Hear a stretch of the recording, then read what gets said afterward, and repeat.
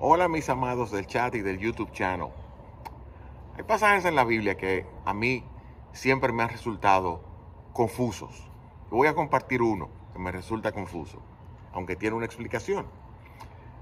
En el capítulo 13 de Mateo, Mateo recoge muchas parábolas que Jesús dio. Una de esas parábolas muy famosa, la parábola del sembrador, que no la voy a explicar porque no es el texto o el propósito de este video. Los discípulos le preguntan a Jesús: Señor, ¿qué significa esa parábola? ¿Por qué tú les hablas al pueblo en parábolas? Y Jesús les da una razón.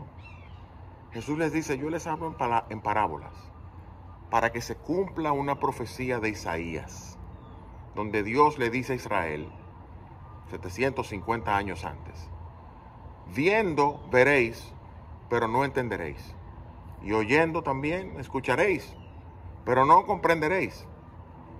Engruesa el corazón de este pueblo para que no escuche y no se conviertan y no sean sanados o salvados. Y uno dice: wow. ¿Y por qué esa expresión? Jesús le añade: porque al que no tiene, aún lo que tiene le será quitado, y al que tiene se le dará más. Y ahí uno tira los brazos hacia arriba y dice: pero qué injusticia. No deberían darle al pobrecito que no tiene y quitarle al que tiene mucho para darle al que no tiene. Y Jesús dice: no, en la economía del cielo, en la economía del reino no es así. Y él usó una ilustración que nosotros conocemos. Cuando uno tiene mucho dinero, ¿qué pasa mientras más dinero uno tiene? Sea en inversiones, ganando intereses. Bueno, mientras más se acumula el capital, más intereses produce. Por eso el refrán: los ricos se hacen más ricos y los pobres más pobres. Efectivamente. ¿Qué quiso Jesús decir con esa ilustración tan cruda?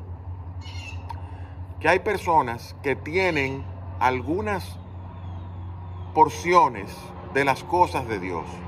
Escuchan la palabra de Dios en la iglesia el domingo, o cuando van, la escuchan en una boda, en un funeral.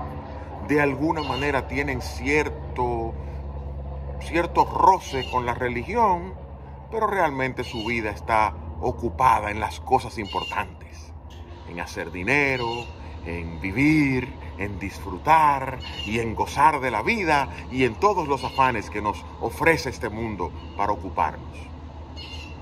Hay otros, en cambio, para quienes las cosas de Dios son primero, las cosas del alma, las cosas eternas. Y para ellos Cristo no es lo primero en la lista, no. Cristo es todo para ellos. Jesús dice: esos que tienen, se les dará más. Esos terminarán en gloria eterna. Esos terminarán siendo saciados con aquello que anhelan, y es la justicia de Dios en Cristo. En cambio, los otros que solo disfrutan y tienen cosas pasajeras para este mundo, aún esas cosas les serán quitadas, porque al final no hicieron tesoros en los cielos, edificaron sus grandes casas, pero sobre la arena, no sobre la roca, y lo perderán todo. Y es una lección sobria para nosotros recordar que las cosas de Dios no son un parchito que uno le pone a la vida. El Evangelio, la palabra de Dios, Cristo vino al mundo a morir por pecadores, a hacer tesoros en los cielos, cuidar del alma, prepararnos para la eternidad. No es un parchito de religión del domingo de 45 minutos, o un parchito de una lecturita o de una oracioncita repetida al principio del día. No, es nuestra vida. Nuestra vida es la eternidad. Esta vida pasajera dura 70, 80 años. El que dura 90, ya esa última década ni se acuerda de quién es, ni hablar de los que llegan a 100. Y la eternidad, y el resto de nuestros días, ¿qué será? Al que tiene mucho, se le dará más. Al que hoy tiene a Cristo y los tesoros celestiales busca por la fe, se le dará por vista aquello que su alma anhela. Al que no tiene, aún lo poco que tiene, que son las cosas pasajeras de esta vida, se le quitará. Mis amados, busquen el reino de Dios y su justicia primero. Lo demás viene por añadidura. Bendiciones para ustedes. para sus familias.